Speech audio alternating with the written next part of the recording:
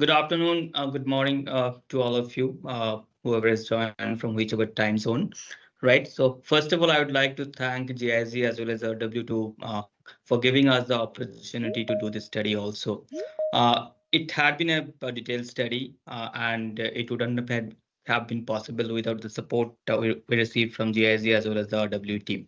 So in the next few slides, I'll take you through the through about the project scope, what was our approach, and what is the kind of output that we are seeing, what is the kind of analysis that has been done. So that will take you through, right? This is the broad outline of the engagement. So I'll just take you through about the scope and approach. Then we have also done some bit of techno-economic assessment, which is the crux of this study. And then also, now we'll also take you through our analysis on the export infrastructure study, because that's also an important aspect. The engagement is actually to export green ammonia from India to Europe. So what kind of export infrastructure that we have, that is also equally important, right? Now, just to set the context, right, that why we are considering the export of green ammonia from India to Europe, right? So Europe is, I mean, it's known to everyone that it's one of the major off-taker countries that is, at least we are expecting in the next 1 or 2 decades, right? A lot of directives, regulations, initiatives have been taken both from the supply side and the demand side, right? Now, I mean, what is it, bottleneck or the challenges from the supply side also because of high cost of renewable and all.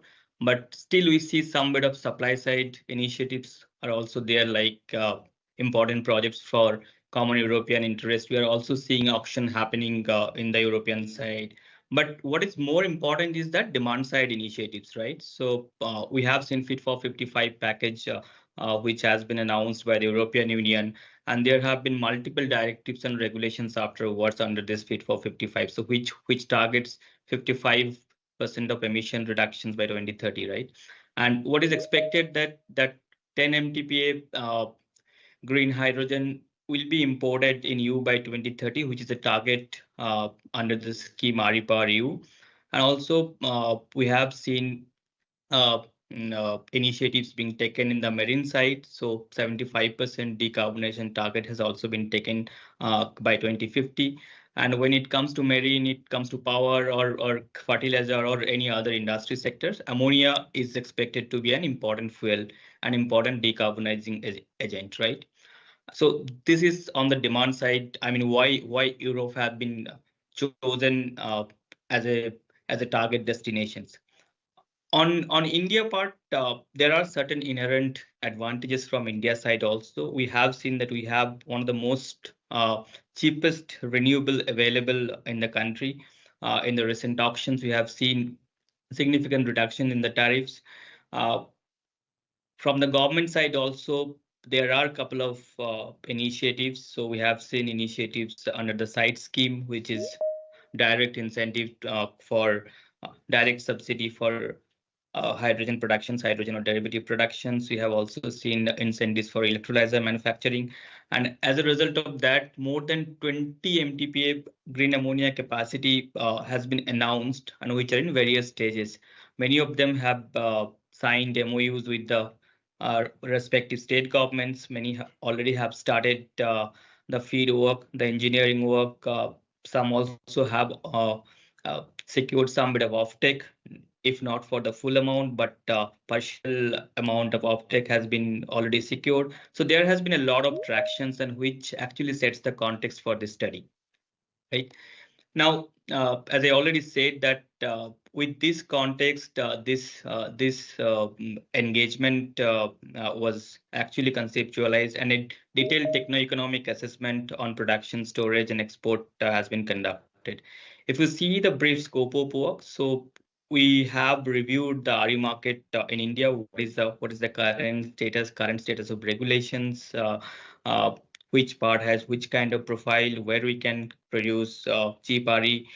So all that part have been analyzed. We have also looked at the kind of availability of land, water infrastructure, and local technology. Uh, We have also reviewed the regulatory framework from India as well as the off-taker country perspective. So what kind of regulatory frameworks are available in Europe? So as I already said, that Renewable Energy Directive, RE-PER-U, RE-Fuel-U. So all these kind of directives are coming up. So which is actually shaping up in the overall dynamics of trade, I would say. Then to be specific, we have also done scoping for a 600 KTPA green ammonia production facility. So what kind of RE configurations would be required? What kind of capacity? What would be the size of electrolyzer? What would be the utilizations of the electrolyzer? So all these kind of assessments. And obviously, it all translates into the levelized cost of ammonia, right? So that part of has also been done. And the last part, but not the least, is the export infrastructure, right? In the end of the day, we have to export this ammonia to Europe. So whether our ports are there, whether they're equipped with the export infrastructure, equipped with the critical equipments, those are required. So that part also we have taken care of, right? So this is again, I mean, most of this I have already spoken that what are the kind of scope and what. So we have taken a modular approach, right? 4 modules. So one is that Indian RE market overview. Second part is the regulatory framework overview in the EU. Third part is the techno-economic assessment, and fourth part is the export infrastructure assessment. But what is important is that this analysis we have conducted for 5 regions, right? So we have identified 5 states with good port facility. So we have considered Odisha with the Gopalpur as the port. We have considered Visakhapatnam as Kakinada, Andhra Pradesh as Kakinada and Vizag as port. We have also reviewed Kerala with Kochi as the port, then Maharashtra with JNPT as the port, and Gujarat with Kandla. We have evaluated all Kandla, Hazira, Sikka, and Dahej. So these are the 5 regions we have evaluated under this assignment. Right now, going ahead, I'll just take you through. So I'm not touching upon the RE part. That's known to everyone that what kind of RE scenarios in India, which is very mature. We have seen number of auctions happened, what kind of prices we are getting. So all those we know, right? But what is important is that what kind of regulations now which is governing the ammonia trade globally, right? So if we consider Europe as the destination area, right? So what kind of regulations that would be governing the trade? So 3 major component of renewable energy directives per 2, right? So as per and under this, the first set of delegated acts, right? There are three elements: additionality clause under the Article 5, then temporal correlation clause under the Article 6, and geographical correlation. So I'll just take few minutes to explain what are these. So when you talk about additionality, so the requirement is that renewable energy plant which should be installed to power the electrolyzer for production of hydrogen, it should be a new plant, to be precise, right? That the generation would be in the same installations, or the renewable has to be sourced through a new PPA. There are other conditions also, right? That the RE plant should not be operating no more. Should not be operating more than 36 months prior to the installation of the electrolyzer. That's one important. So that shows that for the electrolyzer, you are setting up a kind of a new plant. You are not taking a plant which is already feeding to the grid. So that's why this clause is called additionality. Your power should come from an additional source of renewable plant, right? Also, there's a clause that the plant should not be supported, right? So any kind of subsidy should not be going into this plant, the RE plant. That's one. Number two, which is the most important, I would say, is the temporal correlations, where basically you have to see that the RE what you are generating uh, should be on a real-time basis, on an hourly basis. It should come from a renewable source, right? So what I call banking, right? So banking will not be allowed after 2030. So till 29, till 29, 2029, there would be a provision to adjust on a monthly basis. So in the same calendar month, you can source the regeneration. So monthly banking would be possible, but after 29, from January 2030 onwards, it has to be hourly matched, right? So that's one important thing, that it has to be directly connected through the RE plant and should not be mixed. I mean, the banking will not be allowed to be precise. That's another important aspect. Third important aspect is that geographical correlations. So electrolyzer and the RE plant should be located in the same bidding zone. So what we understand is that in India, the the entire country can be considered as the same bidding zone because we have one grid, right? I mean one integrated grid, right? So that should not be an issue, but there are some gray areas, right? Whether the regional grid would be considered or whether the national grid would be considered, that probably will be uh, more clear as we go ahead. But as of now, what I understand is that the entire country can be considered as the same bidding zone. So this should not be that an issue. So along with these conditions, there is another condition is that green hydrogen what you are supplying from any other country to Europe, it has to have a maximum emission of 3.4 ton per ton of hydrogen. So if we translate that to ammonia, right, by multiplying with the 0.178, right? So approximately 0.61 ton CO2 per ton of ammonia that is permissible to be entered into the Europe and still be labeled as green hydrogen, green ammonia. So that's one important aspect, right? So what we have done is that we have estimated the kind of life cycle emissions of green ammonia if we want to uh, transport it from India to Europe, right? So if you see in the left hand side, which is the production, right? So production is basically we are taking if we are taking renewable energy, there would be no emission in the production side, but there would be emissions in the shipping sides, considering that we are using marine gas oil as the shipping fuel. So what we've seen that taking all the shipping emission, you will still have a margin of 0.51 to 0.55 ton CO2 per ton of ammonia, considering you are supplying from Kandla port to Hamburg in Germany, right? So which says that there could be a permissible grid, a permissible use of grid electricity with Indian emission intensity of 0.72. So that would be 7.8 to 8% power. You can still take it from grid, Indian grid, and still it can be considered as green ammonia. So why it is important, because if you're allowed to take 7 to 8% power from grid, that would actually eventually optimize your RE capacity, right? So otherwise you will be require a lot of battery storage and all, right, oversizing of RE. So that can be optimized. So I will come to that in the next few slides. But what is important to understand is that based on the current set of delegated acts, current set of regulations, we have an option to source 7.8 to 8% of electricity from the grid.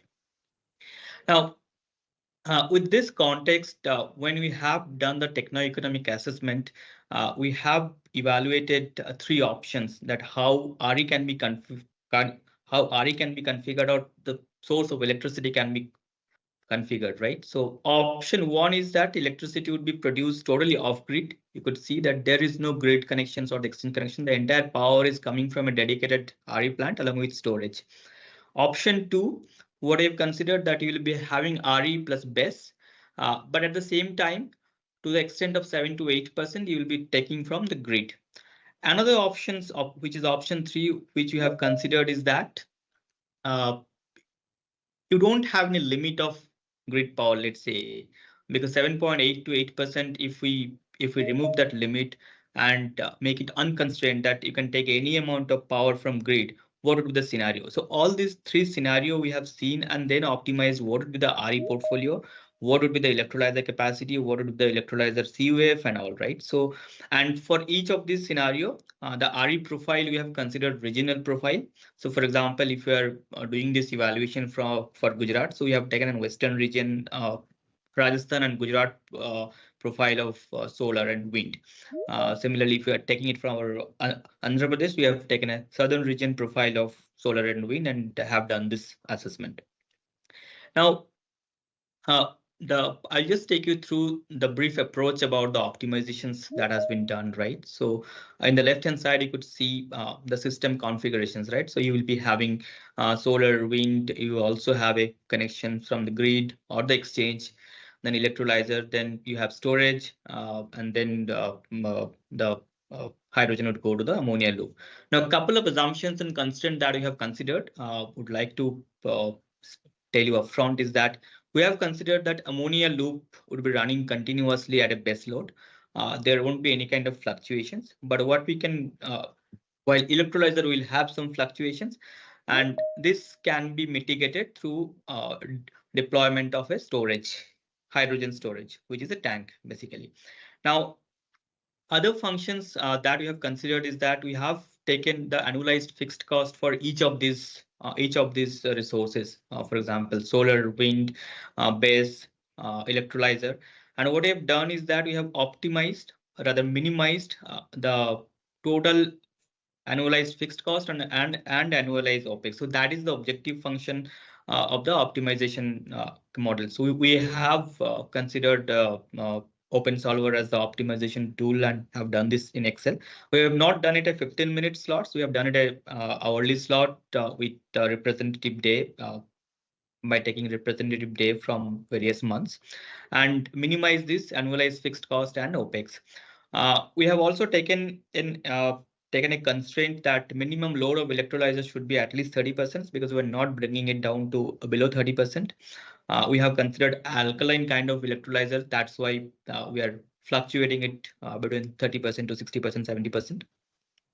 Maximum grid offtake, we have considered 7 to 8% for the option 2. For the option 1 and other, it's not there. Now, some bit of assumptions I can also just take you through. For example, solar capex, we have considered 4.5 crore per megawatt, wind capex 7.5 crore, annualized 2 hours base capex is 3.5 crore. Alkaline electrolyzer capex, we have considered 600,000 per megawatt. And also we have taken USD 1 million per ton of capex for the hydrogen storage, right? Landed cost for GDAM we have also taken based on the average price which has been discovered in the GDAM in the last few years. So this is including all of your cross subsidy surcharges, additional surcharges, all these regulatory charges. So these are the foundations of the optimizations model. And then when you have run that model, right? So the kind of output we have seen, right? So I will also take 2-3 minutes here. So this is an representative data for Gujarat locations, taking Gujarat solar and wind profile. Now, as I said, that in the option 1, which is the off-grid, where only RE and base is there, you could see that grid power is 0 because it's not connected with grid. But electrolyzer CUF is in the range of 60 to 70%. Base capacity is also significant because there is no grid connection. So 400 to 500 megawatt 2 hours base capacity is there. And the levelized cost of ammonia would be in the range of 900 to 1050, right? On a little bit of higher side. But when you go to the option 2, the second one, the RE plus base plus 7.8% grid. So you could see that the optimizations model is taking the entire 7.8% for grid, and at the same time, the base is becoming 0. This is because Gujarat has a better profile, right? But let's say if we consider it in the eastern region solar and wind profile, there could be a probable addition of base even after grid connections. And my cost of ammonia will be a little bit of optimized.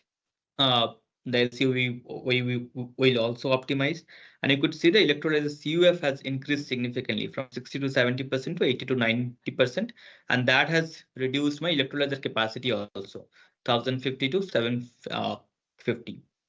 The third option is that the RE plus base plus grid, where grid is unconstrained, and what I've seen that there would be a little higher offtake of power from the grid, which is 10 to 12%, and it would be further optimized a little bit. So it would come to around 850 to 1000. So that's how we have done. So these are representative data, not the exact data that we're showing here. And it would vary from region to region, right? So let's say if we take a profile of solar from Gujarat and wind from Tamil Nadu and add the regulatory charges, it could further be optimized. So this is just a representation. But what I'm trying to say that all these kind of optimizations are required, then only we'll get the most effective kind of result out of the model, right?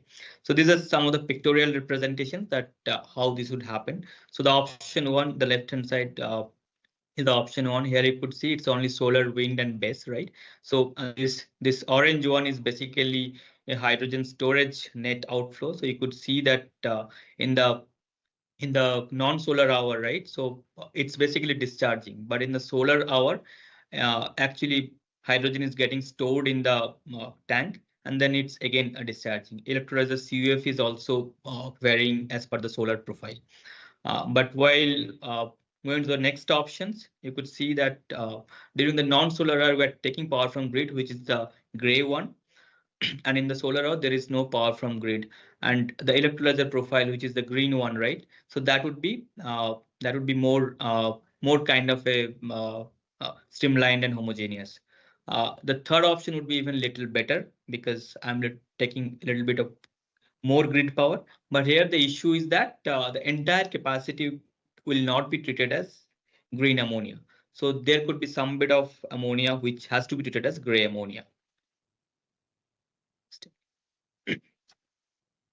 Now, uh, just to give you a kind of breakup of overall cost, right? So what you've seen that total cost of ammonia out of that 70% is attributable to hydrogen, right? And next 30% is basically the cost component which is coming from the ammonia loop. So the capex, depreciations, interest, and I mean all of the components from the ammonia loop. So the cost of RE and the cost of electrolyzer and all. Those are included in this 70%. So it's very required essential to optimize the hydrogen profile, that how we are configuring RE, how we are configuring electrolyzer, how at what utilizations you are running, what is your base capacity, what is your grid capacity. So all these variables are very important to optimize the cost of hydrogen, and which eventually will translate to the cost of ammonia. Right now, last but not the least, in the part of techno-economic assessment is that still we have seen, right, that our cost is coming in the range of 850 to 900 USD per ton, considering India's RE and RE profile and the recently discovered price of BESS and all. But if we want to compete with the other regions, like for example, MENA region, or let's say Chile or Namibia, where there are better solar profile or better wind profile, right? So we need some bit of support, right? So already you have seen that US has given significant amount of support, and after this support, probably US can produce ammonia at a rate of 500 to 600 USD per ton. So what I've seen that immediate support, I mean, tailor-made state-level incentives can help to reduce by 10 to 12%, but that's considering certain assumptions. So, for example, here we have considered that whatever central subsidy has been announced, if we consider that, and then 50% reductions in the state transmission utility charge, because we have considered that the electrolyzer would be connected to STU. So that would also have an impact on the overall cost reduction. We've also considered 10% capex subsidy in the entire capex the ammonia plant, ammonia and electrolyzer plant, not on the RE. So that would also have an impact of 4 to 5%, right? So 10 to 12% reductions further can be possible through central and state level subsidies, which has to be tailor-made. So some of the states we already have seen multiple news reports and all that that it would be I mean it's more than 10%. Some of the states have already announced up to 30% of capex subsidy. So even with 10% capex subsidy, we can bring down the cost by 10 to 12%. So key finding, just to conclude this section, the techno-economic section, is that selection of the RE plant locations and optimizations of RE and base sizing would be very critical to optimize the LCOH and LCOA. And that requires detailed modeling exercise. Second is that we can leverage permissible grid power, right? So based on the use regulations, we can, as I said, that 7 to 8% is possible as per Indian grid emission intensity. For the other regions have not yet come up with any specific number, but there should be some allowance, and uh, that we can optimize by leveraging that grid power. Third is that hydrogen storage capacity is also required. We need to optimize the storage capacity, and that is critical to ensure continuous flow of hydrogen to ammonia loop. Because ideally, the ammonia loop should be operated at a base load. Though, I mean, some of the major technology providers are focusing, doing R&D on flexible operations of the loop. But still, hydrogen storage will be required if we have to uh, maintain the base load. Fourth, that as I already said, that support measures would help in increasing India's regional competitiveness if we have to compete with MENA, and also that kind of initiatives or subsidies, or I will not say subsidy, but any kind of initiatives that would help in reduction in the cost of renewable as well as hydrogen, that would be important. So with this, I will hand over to Adhiraj, so who will also take you to the next section of the part, which is the export infrastructure. So while we have talked about the productions and the optimized RE profile and the capex, opex, and all, right? Now it's also important that, let's say we have produced, but can we export that, right? So that would require a detailed study on the export infrastructure. So next 5-10 minutes, Adhiraj will take you through the export infrastructure study. Adhiraj, over to you. Yeah, thanks, Imadri. Mm. A very good day to all our esteemed audience here. And let us start from giving you a view of the available ships which are being currently used for exporting or for importing ammonia in as for the currently the case for India. So primarily the liquefied gas carriers which are of LPG category, they are being used, and currently they are fulfilling all the ammonia seaborne transportation requirements globally. Uh, Prima facie, the mid-sized gas carriers, which are less than 50,000 cbm um, containment size, these are the vessels which are being primarily used for seaborne transportation, carrying the seaborne transportation of ammonia cargoes. The large gas carriers are also there, but they around 20 of them are there, and around half of them are primarily captive. They are for captive usage of the respective cargo owners, and rest of them they keep on getting floated in the market for the availability as per the demand of the respective charters. As far as the view on the overall universe of the ships is concerned, the research reports they say that over the last 2 years there have been as many as 114 unique vessels which carried ammonia shipments globally, and there are as many as 200 LPG tankers, which each with the storage capacity of around 40,000 metric tons or more, which could also be brought into the service of carrying ammonia shipments through sea. The other LPG tankers, which are around 1,200 in number, they can also be used by the charterers for carrying the ammonia. But at the same time, it purely depends upon the business sense for the ship owners, that whether they want to allow the LPG carriers to be used for ammonia or not. But they are definitely in use, available, depending upon the commercials. They can be utilized for exporting ammonia from India to Europe. Recently, to fulfill the ammonia export requirements from the large-scale ammonia infrastructure, ammonia production infrastructure, which is being created at NEOM, Saudi Arabia, a number of companies have invested in placing new building orders for very large ammonia carriers. So most of them are in the range of 93,000 cbm containment size, except a couple of them which are of 88,000 cbm. So in all 19 BLACs, we may also see to be brought into the shipping market as soon as 2026. So this is just a view of the ammonia shipments mode by which ammonia shipments are done globally. Next slide, please. We had one gentleman asking about the Tuticorin port. Yes, we are aware that Tuticorin port, which is marked as L, is is definitely bringing some imports of ammonia also. So here we have tried to bring a short glimpse of which all ports are currently being used by various cargo owners for bringing the cargo of green ammonia imports from their global suppliers. So right from Kandla, Sikka, and Dahej, Goa, Mangalore, Cochin on the west coast of India to the east coast, we have Haldia, and till south we have Tuticorin. As far as the requirements for creating of dedicated infra is concerned at the port, so we consider that all the ports, they generally are well equipped to handle the ammonia ships.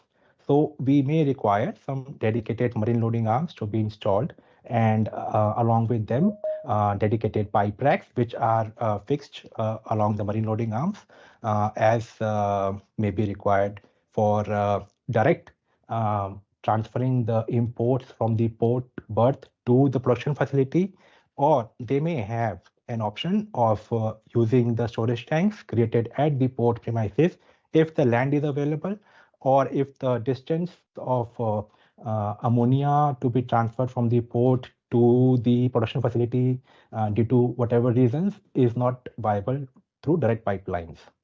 So this is a broad overview of what kind of exports infra they may have to create for themselves if an entity wants to have a production facility for exporting ammonia through sea.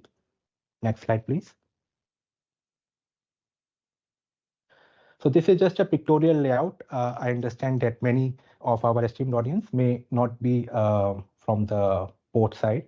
So this is how the various equipments, when they are aligned at the respective places, they would look like.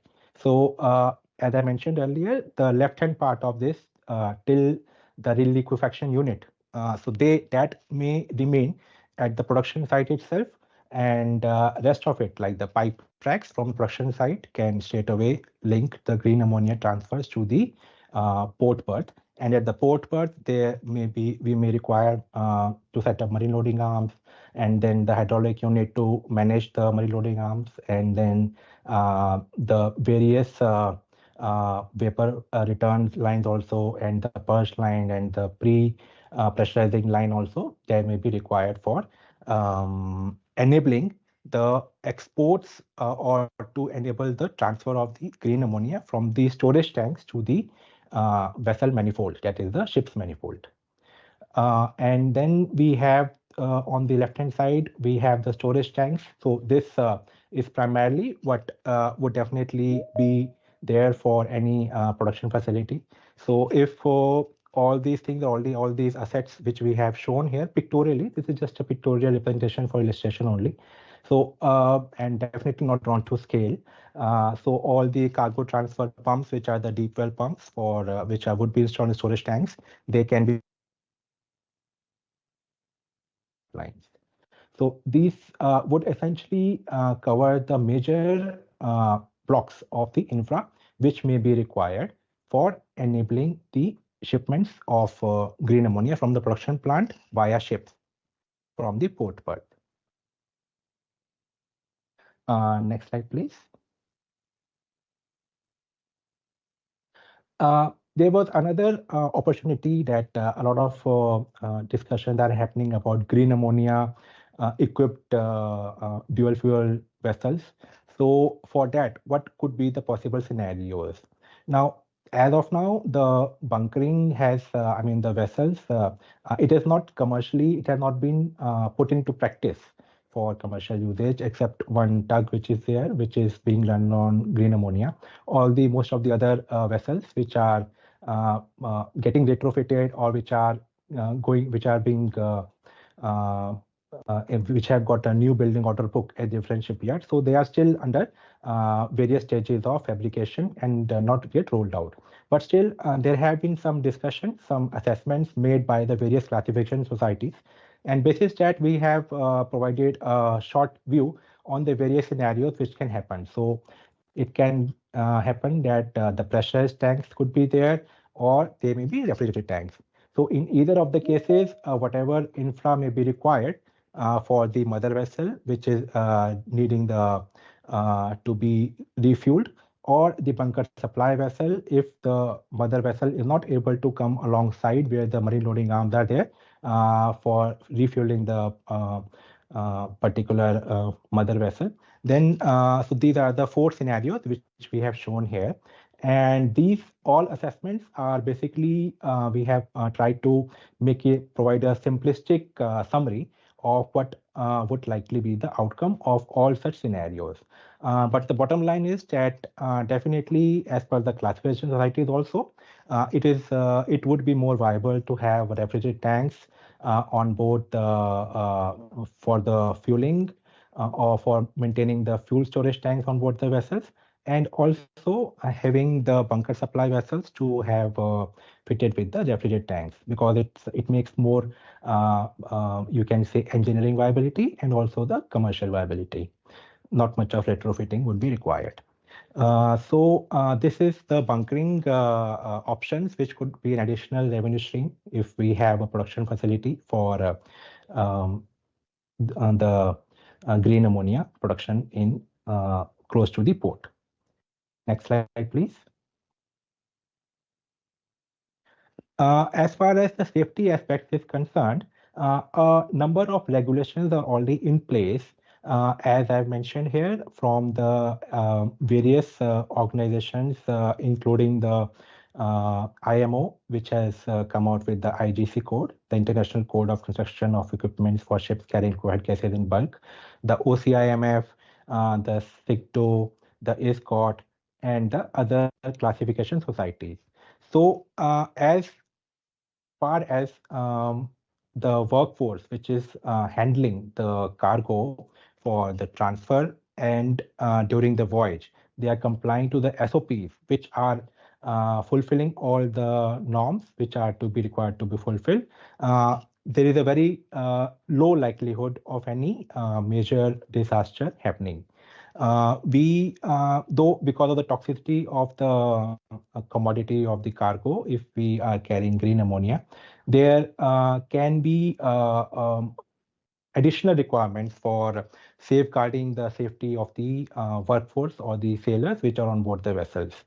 So, basis that there are some special equipments and for the sensors and alarms which are required to be put on board at various places for the near the storage tanks, near the manifolds, and near the engine rooms, etc. So all those things, but they have already been written in black and white by the various international regulatory agencies. So the various risks which we could assess for considering on initial purpose, we have summarized them here, and the likelihood as well as the impact if they happen, we have tried to bring it in a very simplistic manner here. So, so basically, as far as we are complying to all the regulatory mandates, I think the shipments of ammonia globally are happening as we saw in the one of the previous slides, and with the minimal risk, as long as the workforce are trained enough to comply to the necessary SOPs which are to be followed. Next slide, please. This was the end, actually. Sure. Yeah. So we see a couple of questions, right? So you can take a few elements. Yes, you'd like thank you, to Himadri. take up. And thank you, Adiraj, for this very comprehensive overview of the ammonia supply chain from production in India and then going maybe to Europe.